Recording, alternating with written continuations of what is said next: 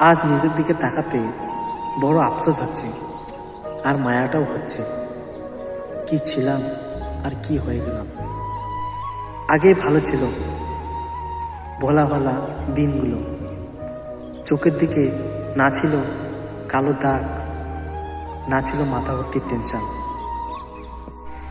অথচ আজ দেখো, এই মানুষের ভিড়ে নিজেকে চিনতেই পারছি না। বড্ড অবাক লাগছে। তবুও এই পরিস্থিতিতে দাঁড়িয়ে থেকে একটা কথাই বলবো, কখনো হাল ছাড়ব না। যাতে আমার যে পজিশনে যেতে হয় যাব। তেমনি সবার ভাগ্যে সব কিছু থাকে না। যারা অল্পতে খুশি থাকে তারাই প্রাকৃত ভালোবাসা, প্রাকৃত খুশি থাকে। যেমন আমি